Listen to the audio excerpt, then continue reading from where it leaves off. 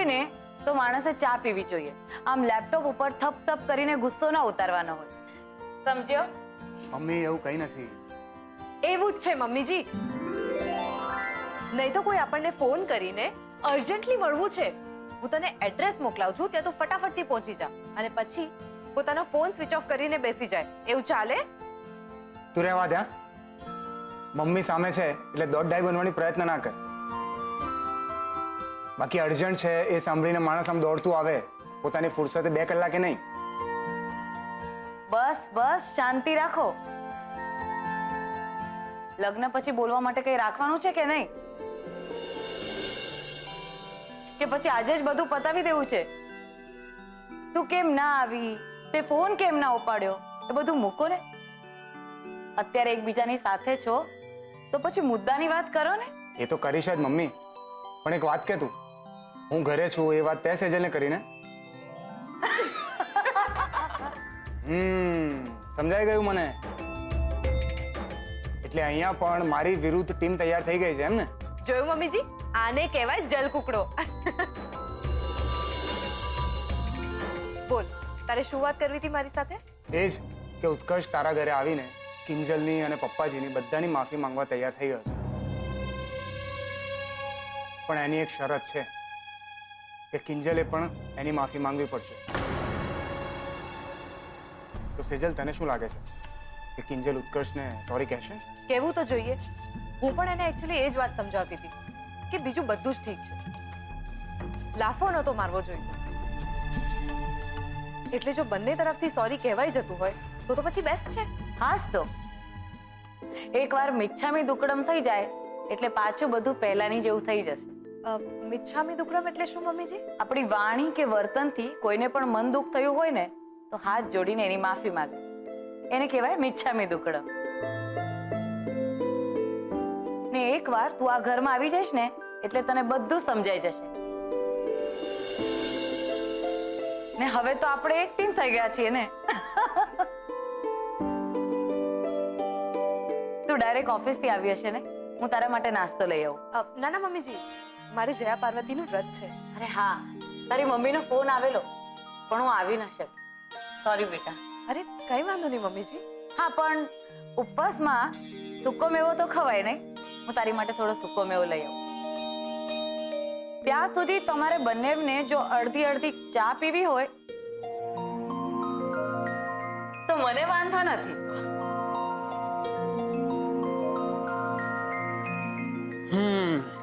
શું કહે છે?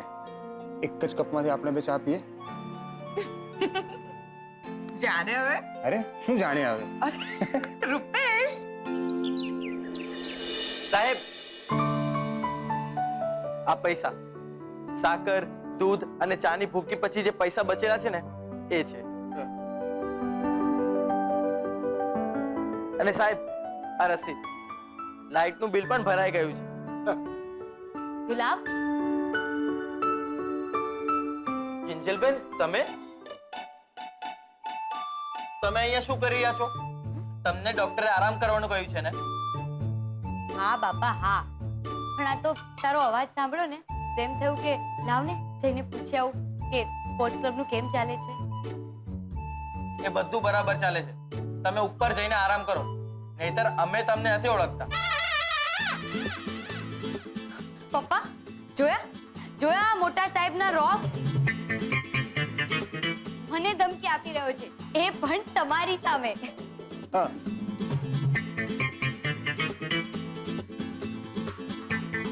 એ ગલબા કા એનો ધમકાવસ મારી છોડીને?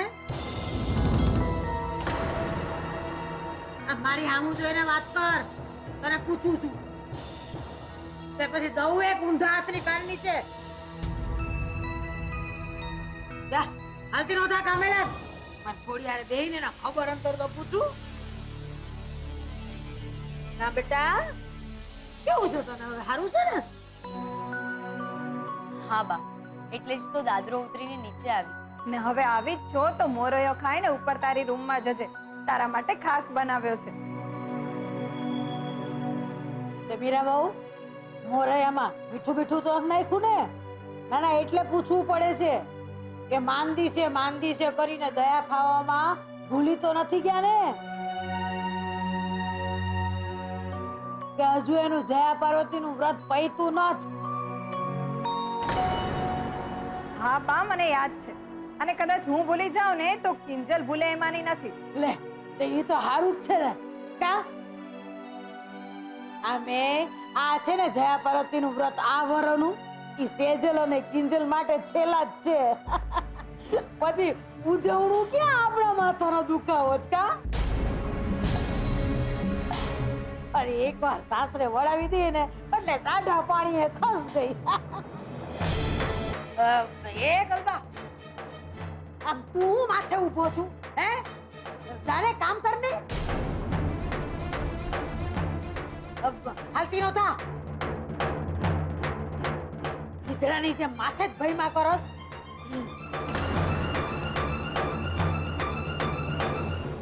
અરે જાને પૈસા આ જો દરવાજો આમ છે. હાલતી નો થા.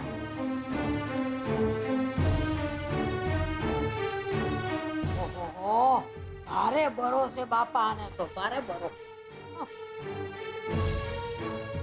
આ મીરા બહુ આવો બેહો. મારે તમારી હારે બહુ મહત્વની વાત કરવાની. જાઓ મીરા બહુ, આજે હું જે છોકરીની હગાઈમાં ગઈ હતી ને, ઓલી મૃદુલાની દીકરી, એનું હારું મુંબઈમાં છે.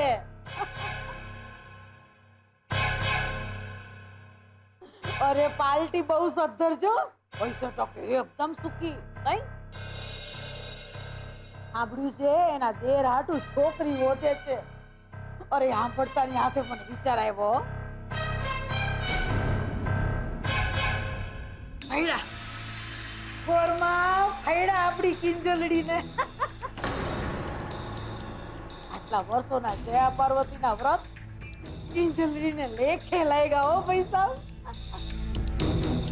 બા, મારે આટલી જલ્દી લગ્ન નથી કરવા.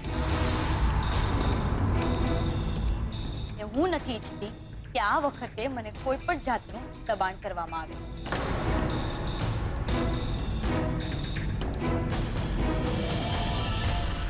અરે અરે આમાં દબાણની ક્યાં વાત આવી? અરે આજની તો કાલ પરણવાનું તો છે જ ને છોડીને. મીરા વહુ, સમજાવો આને. ફોલાવી પટાવીને એના ભેજામાં ઉતારો. કે લક્ષ્મી ચાંદલો કરવા આવે ને ત્યારે ડાચું ધોવા ન જવાય. આમાં હું શું સમજાવું બા? આમ પણ સુશાંત વખતની ઉતાવળનું પરિણામ તો બિચારી ભોગવી જ રહી છે ને.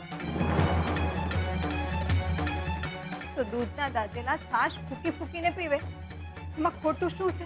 લે બોલો, તમે તો હાવ ફોતરા જેવી વાત પકડીને હાવ પાણીના તળિયે બેહી ગયા મીરા બહુ.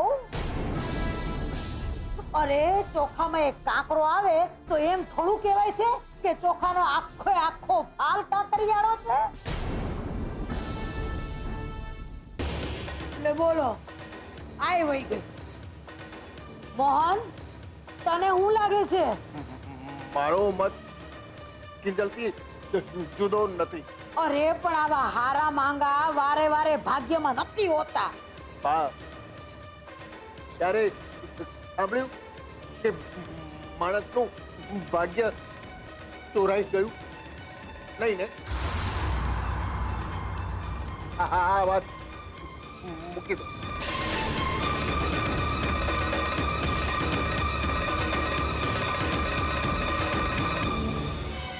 કપાળ જવા દો મૂર્ખા.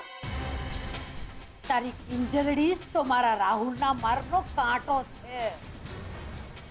એને ઠેકાણે પાડ્યા વગર હું જપવાની નથી અને અહીંથી જવાની નથી. પછી તો અક્ષય સરનું મોઢું આમ ખુલ્લું ને ખુલ્લું રહી ગયું. પૂછ કેમ? કારણ કે બીજલ ભટ્ટે સ્વાતિ શાને હરાવી નાખી. તાલિયા. કિંજલ, બા ઉપર આવી જાય એના પહેલા મારે તારી સાથે એક ઇમ્પોર્ટન્ટ વાત કરવી છે. સેજલ દીદી, મારે પણ તમને એક બહુ ઇમ્પોર્ટન્ટ વાત કરવી છે. બીજલ, મારી વાત વધારે ઇમ્પોર્ટન્ટ છે. અરે જો સાંભળ કિંજલ, ઉત્કર્ષ તને સોરી કહેવા માટે તૈયાર છે. પણ એની એક શરત છે. તારે પણ એને સોરી કહેવું પડશે. અરે વાહ, કિંજલ શું કરવાને સોરી કે ભાઈ? બીજલ, હું કિંજલ સાથે વાત કરી રહી છું ને. બોલ કિંજલ, હું રૂપેશને ફોન કરું અને એને કહું કે ઉત્કર્ષને લઈને આવી શકે છે? ના, જરાય નહીં. બરાબર ને Kinjal? Will you shut up Bijal?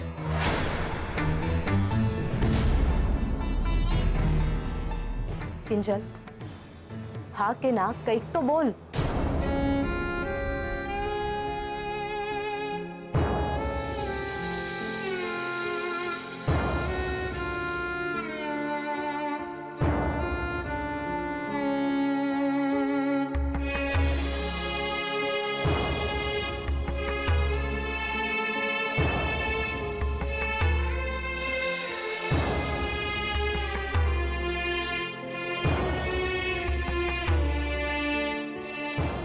સારું, હું રૂપેશને ફોન કરી દઉં છું અને એને કહું છું કે એ ઉત્કર્ષને લઈને આવી શકે છે.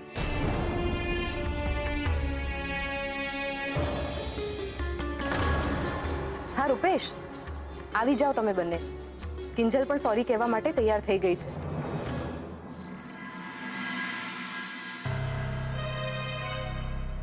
મમ્મી, અમે જઈને આવીએ છીએ. સેજલ સાથે વાત થઈ ગઈ છે. હા હા, સાચવીને જજો. હા, ઓકે. તમારા ઈશારાઓ મને સમજાય છે. બંને જણા કિંજલને સોરી કહેવા જાઓ છો ને? ચાલ ઉત્કર્ષ, આપણને મોડું થાય છે. ઓ શાંતિદૂત, અહીંયા આવો, અહીંયા આવો, અહીંયા આવો બંને જણા.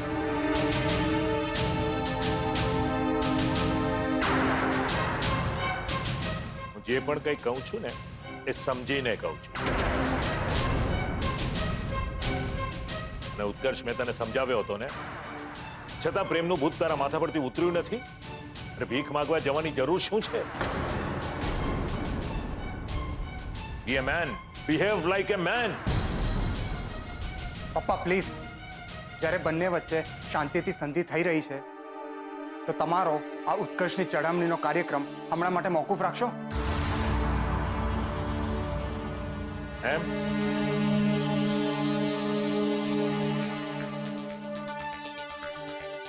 તું શું તારી જાતને કૃષ્ણ ભગવાન સમજે છે? સંધિ કરાવવા નીકળ્યો છે. અને ખબર છે, કૃષ્ણ ભગવાને લાખ પ્રયાસ કર્યા હતા, છતાં પણ મહાભારતનું યુદ્ધ તો થઈને જ રહ્યું હતું.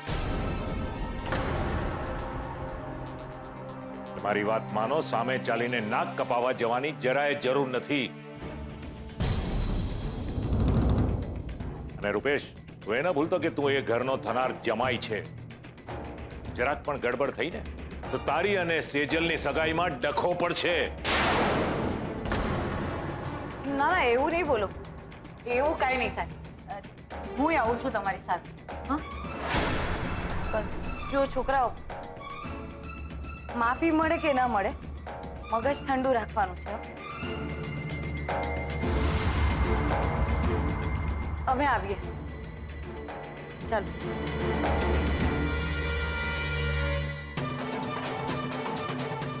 હા, જાઓ જાઓ, ધર્મ યુદ્ધે ચડ્યા છો ને બધા.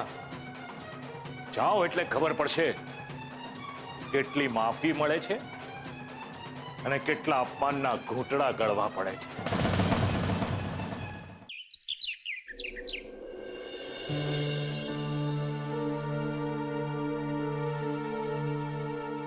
લો, આ દવાનો છેલ્લો ડોઝ છે, પછી આ દવા નથી લેવાની.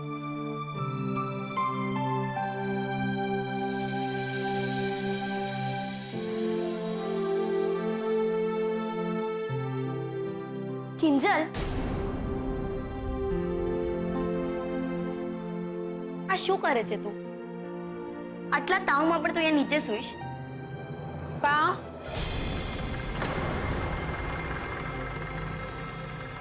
તે ઉપર જગા જ ક્યાં છે? અને તાવમાં છે ને આટલું છેટું હારું નકામો ચેપ લાગે. બસ મારી સામે મોઢું ખોલ્યા કરતા જઈને દરવાજો ખોલ. એક તો છેવડી બટાકા જેવડી ના જા.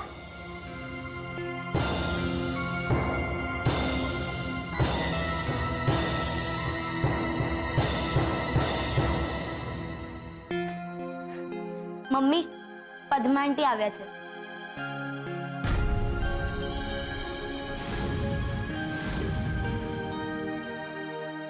જય શ્રી કૃષ્ણ આંટી.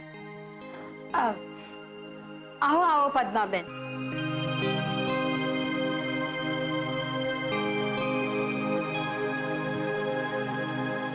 આવું તો મારે જયા પાર્વતીની પૂજાના દિવસે જ હતું, પણ શું છે ના અવાયું. સેજલ બેટા, આ તમારા ત્રણેય બહેનો માટે મીઠાઈ લાવી છું.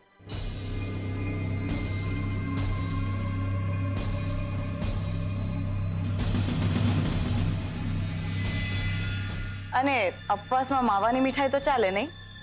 હા, મીઠું એટલે કે ખારું ના ખવાય, બાકી ઉપવાસમાં માવાની મીઠાઈ તો ખવાય જ. બેસો ને તમે લોકો.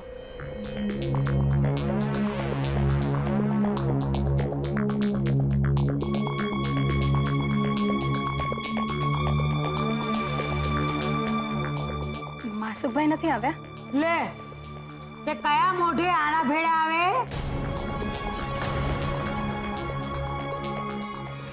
ના ના, એટલે જયા પાર્વતીના વ્રતના દાડે જો તમે આવ્યા હોત ને તો કદાચ આજે તમારા બેની જ એટલે કે તમારી અને રૂપેશ કુમારની સવારી આવી હોત.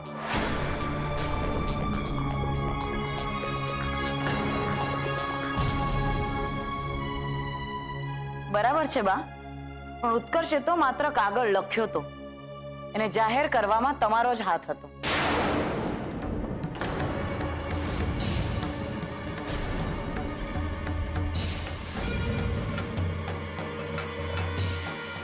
પણ અત્યારે હું અહીં આ વાત કરવા નથી આવી. મોહનભાઈ, મીરાબેન, ઉત્કર્ષ તમને કંઈ કહેવા માંગે છે, અને કિંજલને પણ.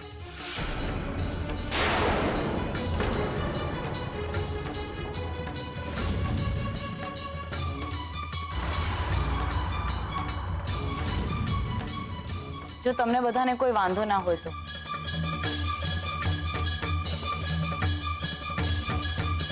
ઉત્કર્ષ, જા.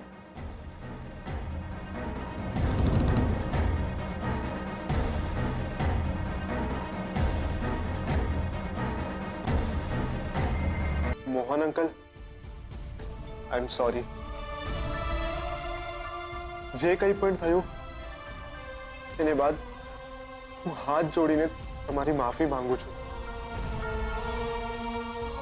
પ્લીઝ અંકલ, મને માફ કરી દો. માફી માફી આપનાર હું કોણ ભાઈ? એ પણ કિંજલનો અધિકાર છે.